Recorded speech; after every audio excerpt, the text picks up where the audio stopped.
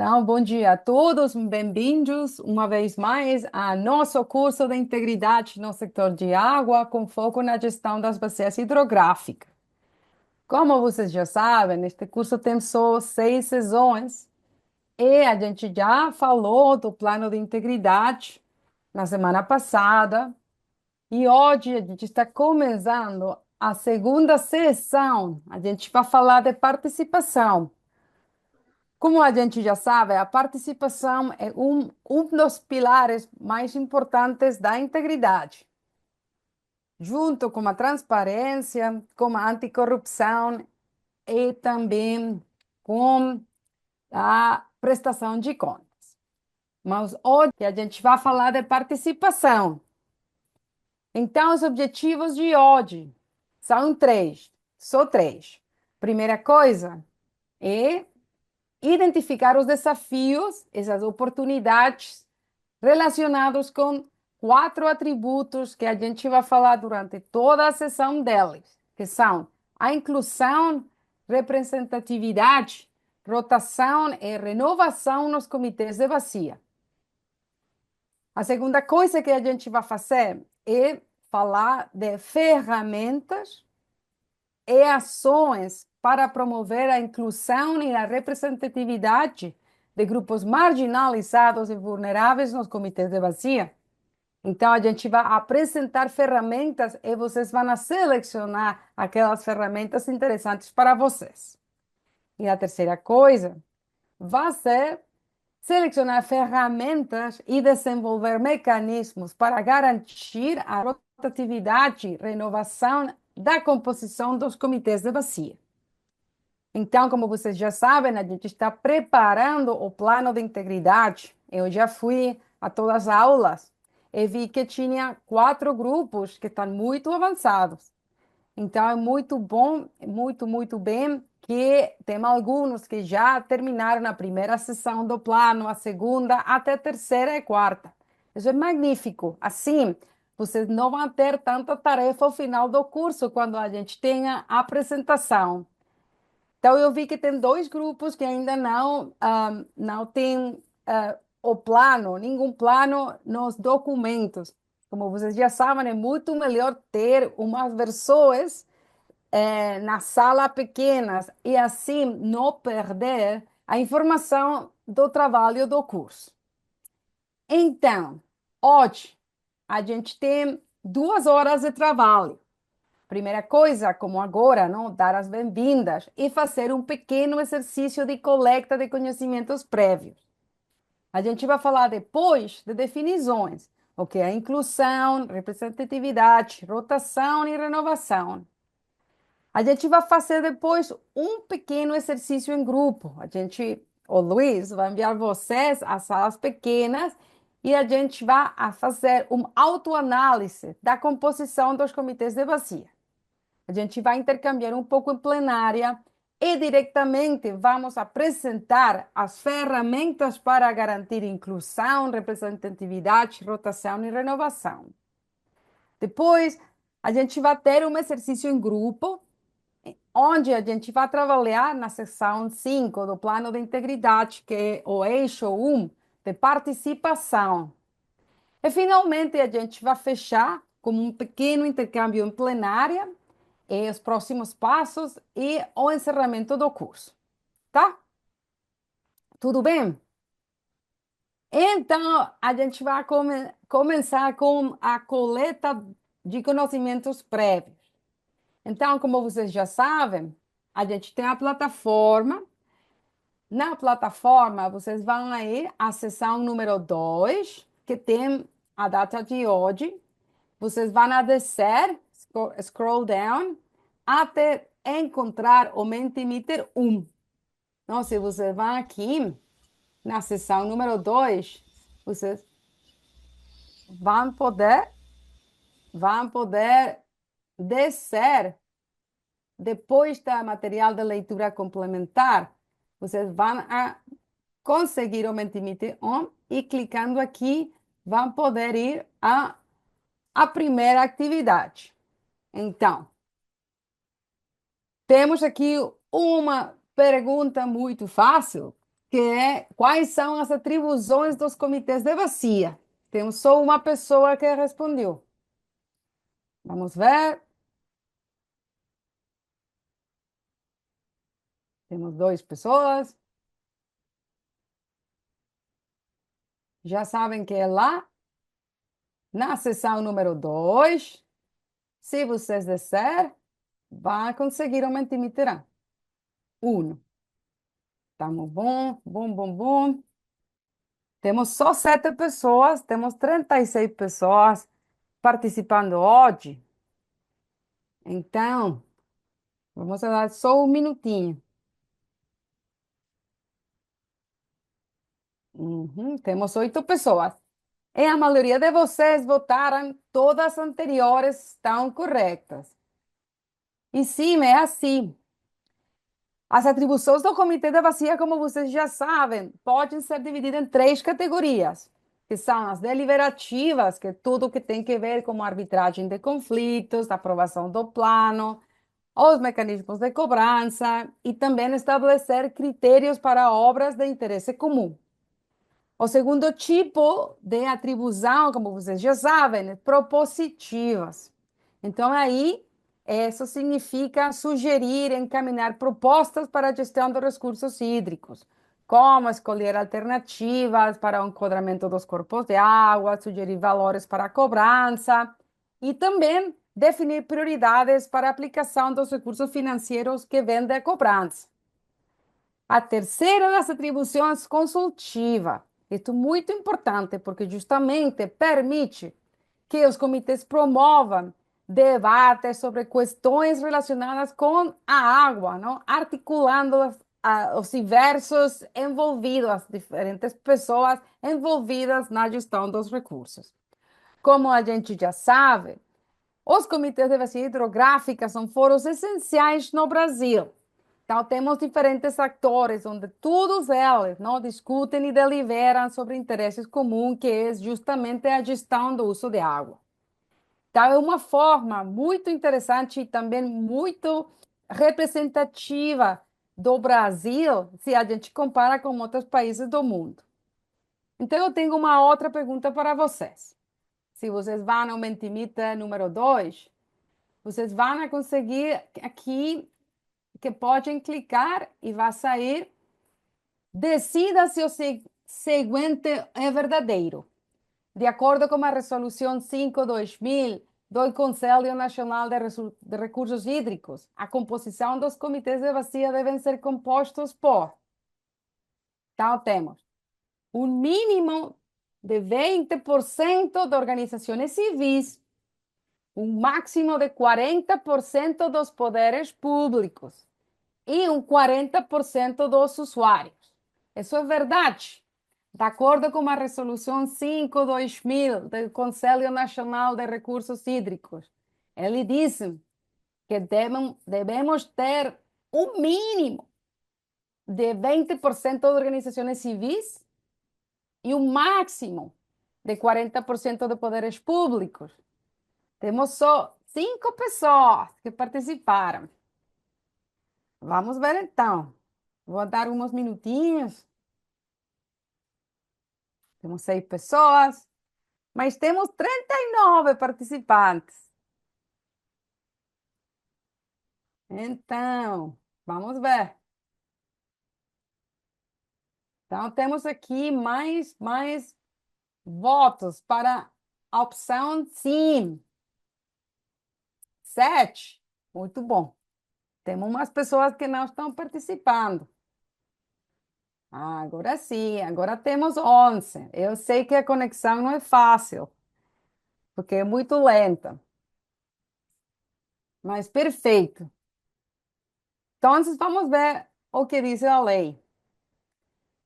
No efeito, é interessante, porque a lei de 1997 tem só isso, não? Que tem no artigo 39 que o número de representantes, não?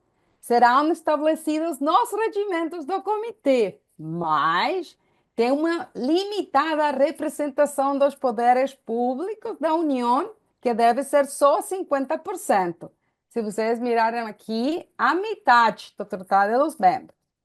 Mas quando a gente vai à resolução 5/2000, é certo que ela propõe uma composição de comitê com máximo 40% dos poderes públicos.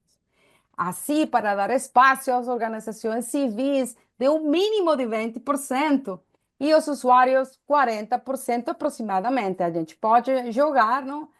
Entre 40% ou 20% das organizações civis, os poderes públicos, e assim ver quantos usuários deveriam ter. Então, é importante, e muito importante, considerar que na lei mesma, a gente tem, não, que é importante que em territórios onde tem terras indígenas, eles também devem ser representados, seja por a Fundação Nacional do Indo ou as comunidades indígenas.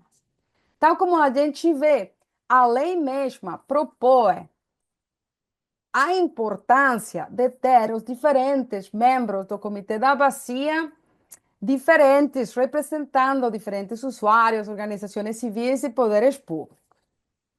Então, vamos fazer uma última atividade e eu pergunto para vocês: o que vocês veem aqui, nesta imagem?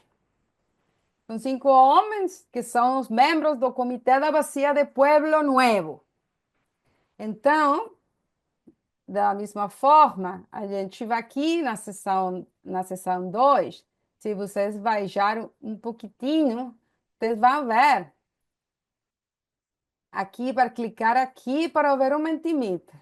Então, temos duas pessoas que dizem, são todos brancos, são todos homens, são todos senhores, e não tem nenhuma diversidade. Então, eu vou deixar vocês escreverem, porque só tem 3 pessoas que participaram. Ainda temos um pouquinho mais de tempo.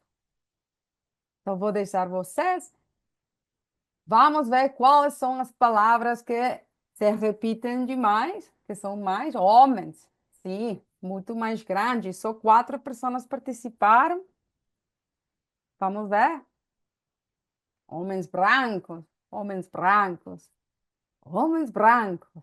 8 pessoas participaram. E é verdade, né? A gente tem que refletir o que isso significa em termos de representatividade. Muitas vezes a composição dos comitês e grupos de decisão pode que seja muito homogênea, mas isto limita a diversidade das opiniões e os interesses. Então, quando temos situações assim, vemos que carecemos de variedade de perspectivas diferentes que são necessárias para a gestão de água verdadeiramente eficaz e representativa. Ao final, a água é um recurso vital que atende muitas necessidades, não? Desde abastecimento urbano para as pessoas, abastecimento rural, irrigação agrícola, atividades industriais, preservação dos ecossistemas. E todos esses têm interesses distintos. Então, o que sucede quando temos uma situação assim? Uma falta de diversidade, que pode resultar em uma gestão pouco eficaz. Então, é muito importante, não, ter uma representação, uma composição representativa com mulheres, comunidades indígenas, pessoas de diferentes etnias, e assim a gente poderá ter uma abordagem mais holística. Vamos ver isso, né?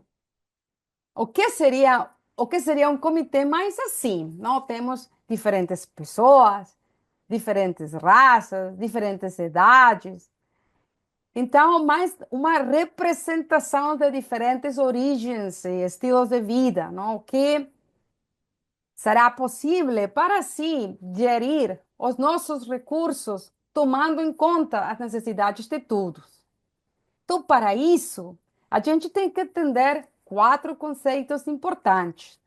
A gente vai falar hoje do que significa a inclusão, a representatividade, a rotação e a renovação.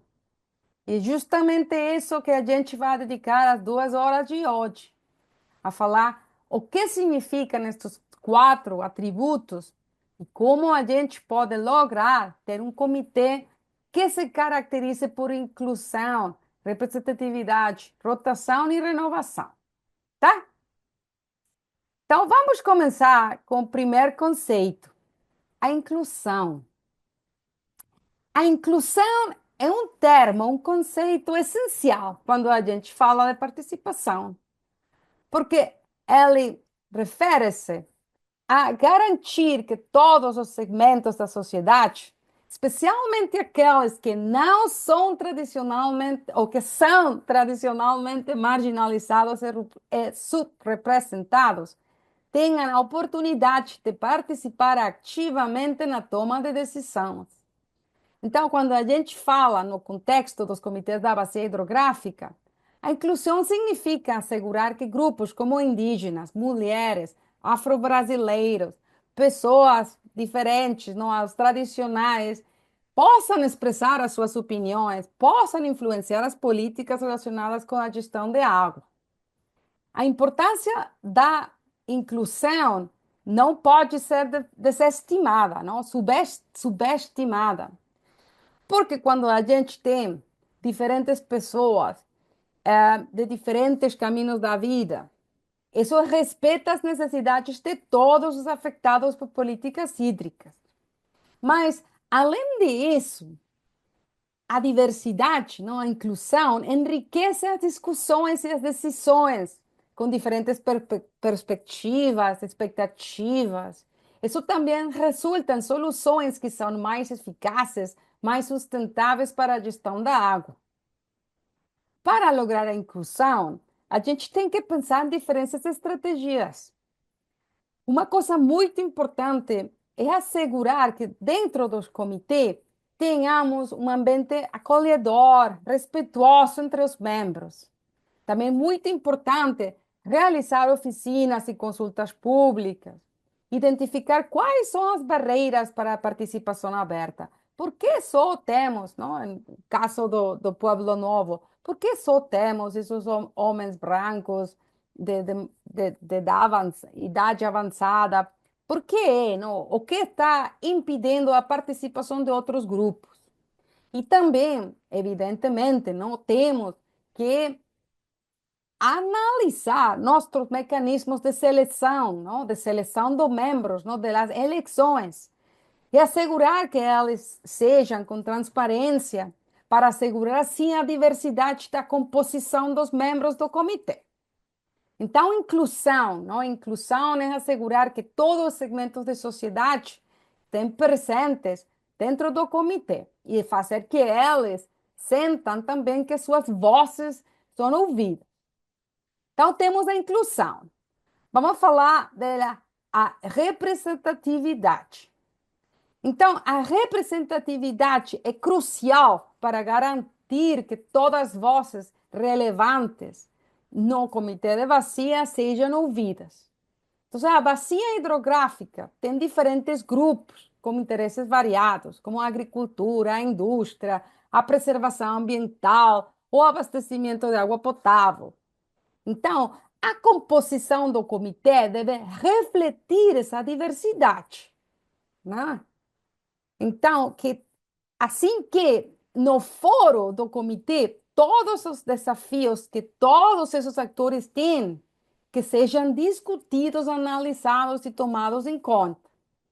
Assim, a representatividade é a composição, é ter uma composição proporcional às realidades da bacia, que seja justa e reflita essa diversidade de interesses e perspectivas presentes na bacia.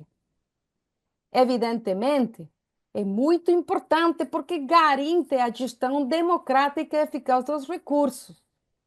Outra coisa muito importante é que gera maior legitimidade nas ações e confiança na comunidade, porque os membros representam eles, as pessoas que habitam, que trabalham, que fazem tudo na bacia. E para garantir eles, evidentemente, temos que ter processos eleitorais inclusivos para garantir que todo mundo saiba que a gente tem eleições, que a gente está escolhendo os membros do Comitê da Bacia. Então, já vimos, inclusão, que é assegurar que todos os grupos da sociedade participem, mas também representatividade, que deve ser um reflexo, o comitê deve ser um reflexo dos usuários, dos diferentes pessoas, stakeholders presentes na bacia. Agora a gente vai falar da rotação. E aqui, quando a gente fala no contexto do comitê de bacia, a gente está falando do processo de renovação periódica da composição do comitê, garantindo que tenhamos novas perspectivas, novas ideias, nova sangue incorporada na toma de decisões. Então, evidentemente, a rotação nos comitês é uma coisa muito importante, porque promove um ciclo contínuo de renovação.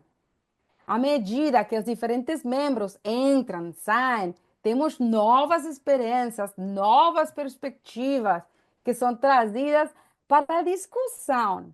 E isso evita a estagnação. Também mantém o comitê mais dinâmico, relevante, especialmente diante as mudanças sociais, econômicas, ambientais.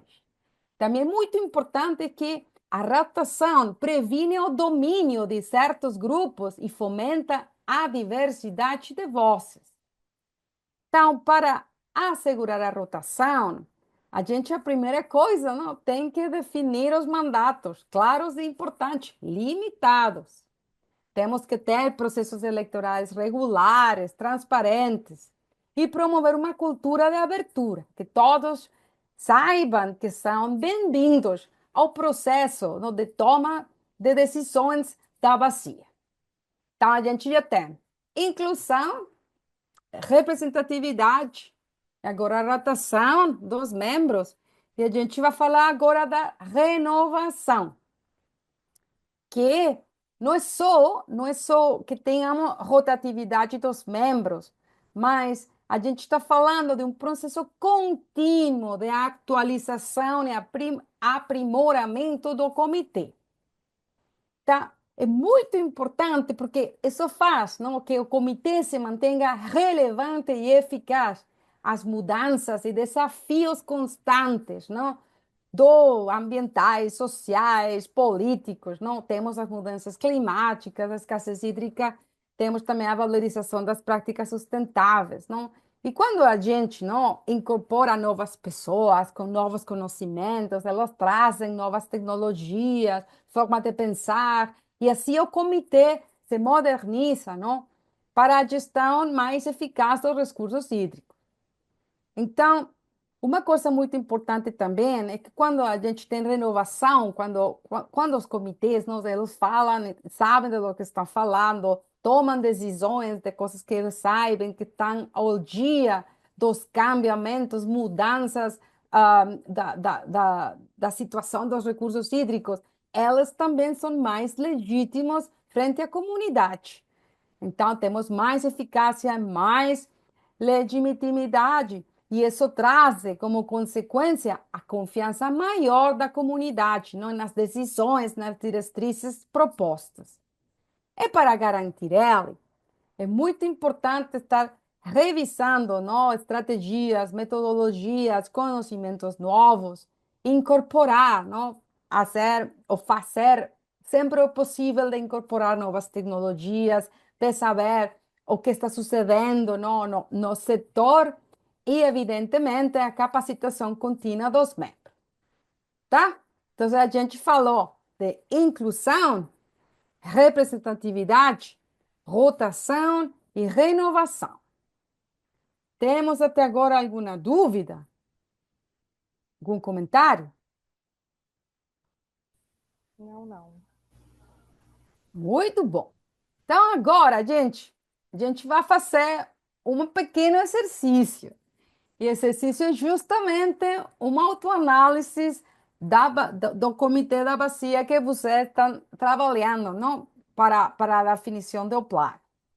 Então, o que a gente vai fazer é que vamos à seção 2 da plataforma onde diz material da sessão, vocês vão descarregar o documento que se chama Formato para Atividade 1, Desafios e Benefícios, uma PPT.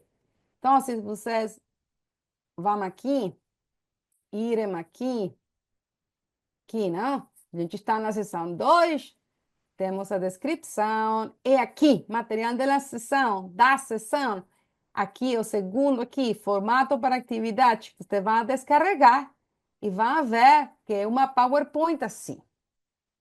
Então, como sempre, vamos agora, não, às salas do Zoom pequena, e vocês vão designar uma pessoa para que descarregue o documento, comparta a tela e faça anotações. Então, é muito simples, não? Porque vocês, em grupo, vão discutir estas três perguntas aqui, e vão decidir sim, não, com discussões do grupo, tá? E, finalmente, na segunda, vocês só vão a identificar um desafio atual para alcançar inclusão e representatividade, mas pensar também o benefício que daria a gestão da bacia. E vão fazer a mesma coisa com rotação e renovação. Qual seria um desafio atual que vocês teriam para alcançar a renovação e a rotação dos membros do comitê, mas também pensar em um benefício que daria a gestão da bacia? Tá claro? Sim. Então é só isso. A gente tem tempo, esta vez. Temos muito mais tempo. Temos quase um pouquinho mais de 20 minutos para fazer. Então, eu vou pedir a nosso Luiz Roberto que, por favor, envie a todos, não? As sessões para dar o tempo, o espaço para elas discutir acerca destes 4 tributos de participação. Então, obrigada, Luiz. Roberto. Então, bem-vindos. Como foi o exercício? Tiveram oportunidade de... Estava sendo. Não Estava passando. finalizamos. Quase finalizou. Tem alguma Mas foi pessoa... bom, foi bom. Foi, Deu para foi trabalhar muito legal. bom. É. Legal! Alguma pessoa quer compartilhar os resultados? Não, especialmente Me eu não avisar quero. um pouquinho antes que a gente ia sair, porque a gente estava ali ainda conversando umas coisas. Se tivesse falado, daqui a 1 minuto vamos sair. Dava tempo da gente finalizar o registro. A gente avisou que faltavam Já está 5 salvo na minha, tu minutos. Então, gente, tem alguma pessoa que gostaria de compartilhar as reflexões? Eu não quero saber especificidades, não, mas as reflexões, não. A gente encontrou talvez alguma deficiência neste tributo, então a gente pensa que seria beneficioso assim, mas não é fácil porque a gente tem um desafio assim, um desafio assim. Então, alguma pessoa quer compartilhar? Tá. Eu posso. Mariana levantou a mano. A Mariana de Paran. Mariana Lírio, por favor. Não, eu só achei assim, só uma observação, é assim, eu achei difícil responder sim ou não direto para aquelas perguntas, para algumas delas, por exemplo. Você perguntar de uma maneira geral, sim ou não, se tem representatividade, pode ter. E no nosso grupo teve uma dúvida se aquela primeira questão seria em relação à composição mesmo do comitê, se o comitê tem mulheres, tem representantes, ou se teria que ser representante de grupos. Uhum, uhum. Da forma como está escrita a questão. Então, assim, eu acho que em algum momento, né, no plano de integridade, eu acho que não tem que ser uma resposta sim ou não, né? Mas assim, quando for elaborar, né, eu acho que cabe um detalhamento, né, maior para essa questão. Só isso. Não, é verdade, sim, mas o exercício serviu para refletir ou identificar Isso. alguma coisa importante, Mariana, de vocês? Sim, Sim. sim, sim. Ok. Alguma pessoa encontrou, por exemplo, não, que tem talvez alguma deficiência na rotação ou renovação dos comitês e quer compartilhar com nós qual seria o desafio de, de, de mudar a situação atual mas qual seria também o benefício no aspecto da rotação e renovação? Eu posso compartilhar, mas eu não sei onde que ergue a mão aqui. Kátia, dá. Fala. Vou compartilhar, vamos lá. Sim. Inicia o compartilhamento, sim. Só um minuto. Só que a gente não conseguiu responder todas as questões, tá? Tá, não tem problema. A segunda parte ficou um pouquinho paradinha. Vamos lá. A composição atual dos comitês inclui representantes de grupos tradicionalmente marginalizados na bacia, indígenas, mulheres, afro-brasileiros, pessoas com deficiência, etc. Nós não temos a identificação, como a Mariana falou, da questão da marginalização, né? Mas mulheres nós temos afro-brasileiros, já tivemos pessoas com deficiência, então, dentro do PCJ, a gente atende e inclui todos os representantes, independente de etnia, idade, raça, enfim, envolvido todos dentro do PCJ. A composição atual do comitê reflete a proporção de diferentes setores sociais. Só uma observação referente ao item 1, como as representações não são por pessoas, e sim por entidades, né? Quem é membro do comitê é uma instituição, não é a pessoa. Então, dentro de uma determinada instituição,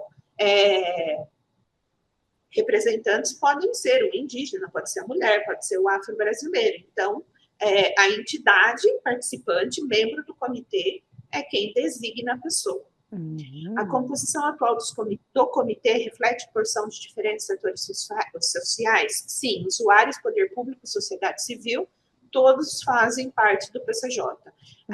Foi feita uma pergunta pelo Luiz Henrique, né, a respeito da composição segundo a base legal. Não deu tempo da gente discutir, mas o Diego, que é da Secretaria Executiva dos Comitês, encaminhou para a gente aqui no nosso grupo do WhatsApp os percentuais. Depois, se vocês quiserem, a gente pode compartilhar com vocês, mas entendemos que sim, a composição atual reflete essa proporção. A composição do comitê tem sofrido alterações significativas nos últimos anos, permitindo a entrada de novos membros. Sempre a gente tem essa movimentação.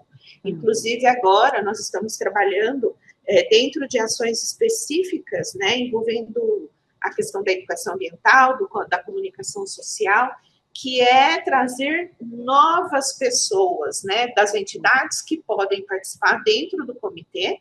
Por exemplo, uma sociedade civil, uma entidade da sociedade civil, ela tem que ter no seu estatuto a questão da gestão dos recursos hídricos, a questão da gestão ambiental, para poder fazer parte do comitê. Então, nem sempre qualquer instituição pode vir. Às vezes, essa instituição interessada, principalmente no âmbito da sociedade civil, ela precisa passar por uma adequação regimental.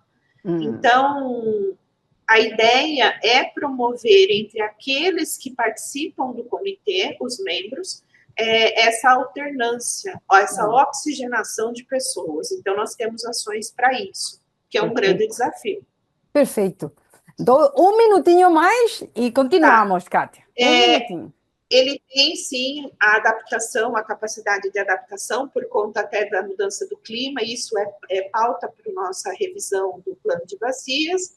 E a última vez que foi feita a eleição foi em março de 23 e agora vai ser em 28 de março de 25. Excelente. Desafio, trazer luz para a gestão dos recursos hídricos, né? O que de fato, a importância, o que é, por quê, quando, qual é o papel no contexto, por que eu estou dentro de um comitê? Conciliar tempo com a demanda, as entidades às vezes não conseguem tanta identificação por excesso de demanda e falta de tempo, e capacitação, formação, instrução, mas de forma específica, direcionada para recursos hídricos, e não de forma abrangente. E um benefício seria a oxigenação de ideias, o restante a gente não conseguiu fazer. Não, muito obrigada, obrigadíssima, Kátia, por esta intervenção do PCJ. O Luiz Melo tem a mão. Você quer dizer uma coisinha, mas eu vou dar só 20 segundos, porque a gente ainda tem a segunda parte da capacitação. Assim, que O que a Kátia colocou, eu acho que reflete bem ali o que a gente também discutiu de forma Hum, geral, tem algumas hum, questões específicas, inclusive a possibilidade de se colocar no regimento interno, que foi proposto ali, uma uhum, porcentagem mínima de participação de mulheres. uhum. Isso não existe, apesar de ter uma participação Ok. grande. Mas uma coisa que eu assim, lembrei é que existe renovação bom até porque assim as discussões ali, o envolvimento de recursos, também Uhum. agora com a cobrança do comitê, chama mais gente para participar, né? Mas uma coisa que a gente vê, inclusive alguns estudos feitos, tem a Fernanda Matos, que tem um trabalho de representatividade nos comitês, a questão dos jovens. Uhum. E, de forma geral, as plenárias, você vai ver, elas têm uma média de idade alta. Wow. Então, Sim. assim, acho que um grande desafio, não só no grande, mas assim, todos os comitês brasileiros, é chamar mais os jovens para participação. Tá, tem razão. Obrigada, Luiz. Então, a gente, talvez, respondendo, não, aos desafios que mencionava a Kátia e também o Luiz Melo. A gente vai falar agora, não, a segunda parte desta sessão, das ferramentas, né? De como a gente pode trabalhar para garantir a inclusão, representatividade, rotação e renovação, tá? Então, a gente já falou que as ferramentas de integridade, falamos a sessão passada, né? São esses instrumentos que promovem uma gestão mais íntegra, mais transparente e eficiente, resultando no benefício de toda a comunidade. Não, quando a gente fala de ferramentas, está falando de instrumentos, boas práticas, métodos, formatos, sistemas que a gente pode utilizar para lograr o objetivo, atingir o objetivo. Então, a gente pensou no como apresentar essas ferramentas, não, da participação, e a gente pensou que seria uma boa ideia apresentar elas no contexto, não, do processo de instalação e funcionamento de um comitê de bacia. Agora, gente, a gente já sabe, reconhece que não tem uma só forma de um comitê de bacia. Sabemos que são muito heterogêneos, que são todos muito complexos e diferentes. Sabemos que tem muitos, como muitos de vocês, que trabalham em comitês de bacia interestaduais. Alguns deles são de toda a bacia. Outros comitês são mais de integração. Mas, embora sejam todos diferentes, não? Todos têm que seguir a lei das águas e as resoluções dos conselhos de recursos hídricos, não? Mas a gente também sabe que todos os comitês de bacia têm um regimento interno e que ele, nesse documento, tem as atribuições, a composição, a estrutura orgânica, também toda a informação e as diretrizes para a condução do processo eleitoral e quantas pessoas podem se candidatar, qual é a composição das chapas, tipo de votação. Tudo isso a gente já sabe, não, que é diferente para todos, porque todos estão no regimento interno. Então, sem embargo, não, embora a gente sabe que temos uma lógica nos processos eleitorais que a gente vai trabalhar com eles como um formato geral. Então, uma forma de organizar o processo eleitoral e assegurar um financiamento efetivo pode ser, não? Como um primeiro passo ou uma primeira fase de planejamento, não? Então, onde a gente começa com a formação de uma comissão eleitoral, quando a gente começa a planejar a mobilização, a comunicação do processo, não? A primeira fase de planejamento para as eleições. A gente tem uma segunda fase de mobilização e divulgação para assegurar, utilizar os meios de comunicação e garantir, não, que todos estejam informados e engajados no processo. Isso ocorre sempre. Depois vem a inscrição e habilitação, não? Assegurando que todas as pessoas se registrem, se inscrevam. e assegurar que temos a equipa treinada para organizar as eleições, as inscrições, coletas e tudo. Fase 4 é a eleição mesma, não? Que é o momento de escolha dos representantes. Os eleitos são comunicados, não? E convocados para a posse.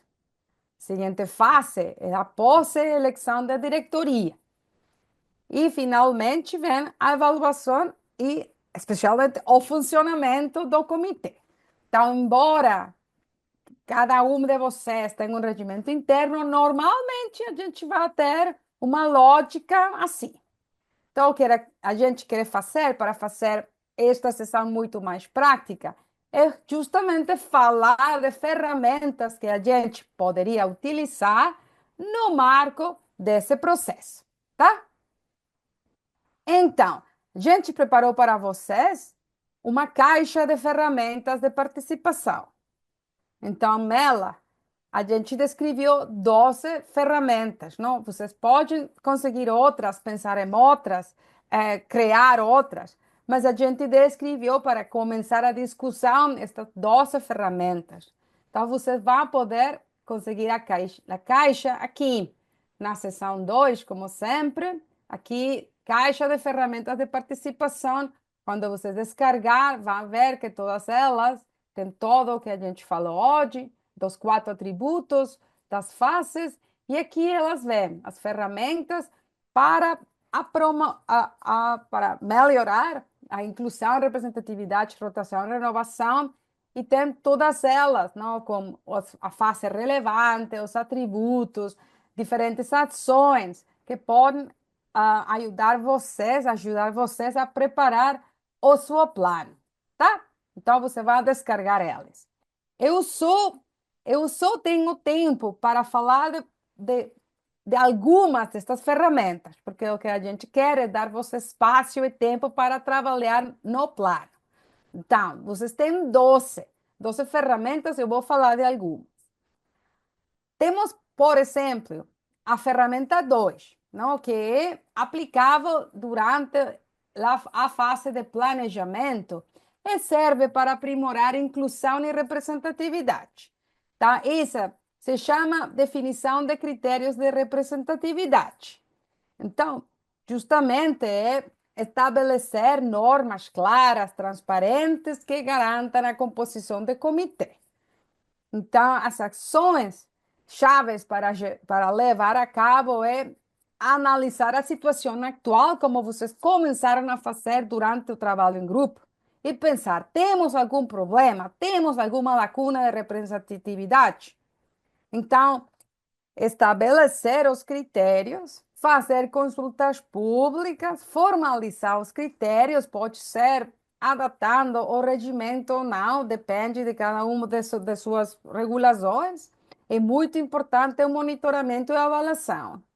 Então, a gente recomenda que é muito importante envolver lideranças comunitárias e também garantir que a linguagem não utilizada nos critérios seja acessível e compreensível para todo o segmento da sociedade. Então, na caixa de ferramentas, você tem toda uma ficha, uma página, com muito mais detalhe. Então, temos a ferramenta 2 e também temos a ferramenta 4, que é muito importante de comunicação e mobilização ativa, mas esta é especialmente para o processo eleitoral. Vocês vão ver que temos a fase 2, não? Geral do processo de instalação do comitê de mobilização e divulgação. Então, esta ajuda a aprimorar inclusão e representatividade. Então, aqui, a ferramenta é muito mais longa, eu vou mostrar para vocês, porque são dois páginas, né? Que temos outras. A comunicação fala, não, de diferentes ações, não, que vocês podem fazer, ideias que podem ser feitas para assegurar justamente a inclusão e a representatividade. Então, podem fazer campanhas informativas, tem algumas ideias para vocês tratar, se inspirar, reuniões comunitárias específicas, visitas às comunidades remotas, envolvimento das lideranças locais, promoção de eventos públicos sobre as eleições. divulgar em todos os meios de comunicação, não? O Luiz Melo falava, não, o problema é que todas as pessoas que participam são de idade.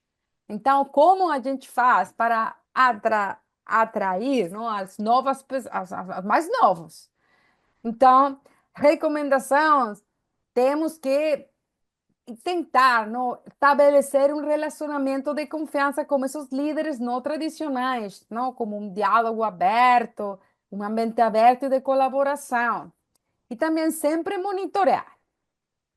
Temos outra ferramenta que a gente preparou para vocês, que tem que ver com a formação da Comissão Eleitoral Inclusiva.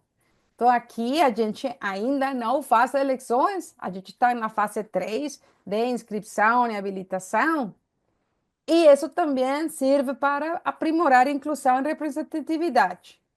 Então, a gente tem que criar uma comissão, não, que vá além das pessoas que tradicionalmente participam, não, que deve incluir representantes de todos os grupos sociais ou de muitos grupos sociais relevantes da bacia. Então, a ideia é garantir isso, que tenhamos representatividade desde o processo de eleição do comitê. Então, temos, não, a primeira coisa é selecionar membros da comissão, que vai fazer um levantamento, identificar líderes, representantes de diferentes grupos, não? Realizar reuniões com as associações locais, enviar convites, invitar eles, dar para eles não, a apresentação de por que é necessário contar com eles, oferecer capacitação, realizar sessões de esclarecimento. E é muito importante, não, que todos esses membros da comissão, eles se sentam valorizados, envolvidos no processo, não só porque seja uma coisa administrativa, mas que eles sentam que o seu tempo está utilizado para uma causa boa. Eu tenho uma outra ferramenta que se chama dinâmicas de integração. Isso já é para a fase quando o comitê está eleito e a gente vai à fase de posse e eleição da diretoria. Então, aqui eu encontrei isso muito interessante, porque tem que ver, não, se tem novos membros, essas pessoas não se conhecem, essas pessoas seguramente teremos o macho alfa, né? Que vai limitar a participação real, não, dos novos participantes. Então, o que se pode fazer para assegurar, não, de criar um ambiente aberto, colaborativo entre os membros? E tem muitas opções: oficinas de apresentação, dinâmicas de grupos, capacitação na habilidades de trabalho em equipa, promoções de feedback, e tem também recomendações, mas eu quero utilizar meu último minuto para falar também da ferramenta 11, que já é da fase 6 e tem que ver como assegurar a rotação. E é justamente o planejamento da sucessão. Esperar, não, Luiz Melo, que os jovens venham assim, da nada, pode ser que não seja factível, não? A gente tem que planejar como a gente vai ser a sucessão, onde estão, não, os possíveis, os potenciais líderes jovens, e garantir que elas sejam envolvidos, não, para garantir a transição suave das lideranças. Tá? A gente tem que ver, não, o que é bom na organização. A gente teve um contato com a NGO e a gente viu, mas talvez eles, como integrar eles nos comitês técnicos depois, assim, que eles sejam também parte. Então, tem um planejamento a longo prazo, não? E também fomentar uma recomendação, né? Não fazer isso amanhã, mas agora começar com o planejamento da sucessão. E também fomentar um ambiente de mentoramento. Então, como vocês viram, a gente vai trabalhar nesse sentido, não? Pensar, não? O processo são parecidos nesse sentido, os processos de instalação do comitê são parecidos, a gente faz eleições, tem comunicação, então vocês vão ter aqui todas essas ferramentas que podem ser úteis para vocês na hora da fazer a seguinte atividade, tá? Então, tem alguma dúvida? Passamos diretamente ao trabalho em grupo. Tá interessante, né? Tá interessante. Então, como vocês já sabem, a gente vai trabalhar agora na sessão 5 do formato do plano. Então, vocês já viram, não? Eu estou muito, muito contente, porque vocês têm 4 grupos, têm trabalhado bem, muito bem nos formatos. 2 ainda não subiram, não? Então, ainda estamos esperando que carreguem ou subam o documento. Mas agora a gente só tem que se enfocar na participação do ponto de vista do comitê, tá? Então, a primeira coisa é que a gente vai se fechar, ou vai ter um objetivo, 2 ou 3, mas não muitos mais. Sejam cuidadosos, não sei, sejam realistas. Um objetivo de participação que tenha que ver com como comitê mesmo, como instrumento de participação mesmo que é o comitê. Você tem que fazer um objetivo, tem que fixar um indicador. Qual seria a linha de base se vocês conhecem agora, mas se não, tem que buscar depois. E qual seria a meta? Depois vão revisar a caixa de ferramentas, ou talvez tenham outras ideias, e vão escrever aqui o que vocês vão fazer de forma geral para atingir o objetivo que vocês vão se fixar. E, finalmente, vocês vão começar a pensar nas ações práticas. Quem seria responsável? Qual seria o produto da ação? Qual seria o orçamento para gastar onde? E quanto tempo, não? Porque a gente está fazendo o plano da integridade da agora ao final do 27. Muito importante, são as mesmas slides da vez passada, que os objetivos específicos são os efeitos esperados. Então, os verbos são mensuráveis: aumentar, diminuir, reduzir, identificar. Os indicadores de como você vai medir os cambios. Então, também temos, não, as ações, são atividades: implementar, realizar, preparar, desenvolver, conduzir, tá? Então, a gente já sabe que não vai terminar todo o eixo hoje, mas a gente vai começar a decidir o que a gente quer fazer, o que a gente quer atingir, ou como vamos medir o logro desse objetivo, e começar a ver as ferramentas que teriam sentido, tá? E temos suficiente tempo, temos mais tempo que a vez passada para trabalhar nisso. E a Virgínia e eu vamos passar as salas, caso vocês tenham alguma pergunta, tá? Então vamos lá para aproveitar o tempo que temos, estamos justo a tempo. Então, o Luiz Roberto, faz favorzinho, por favor. Obrigada.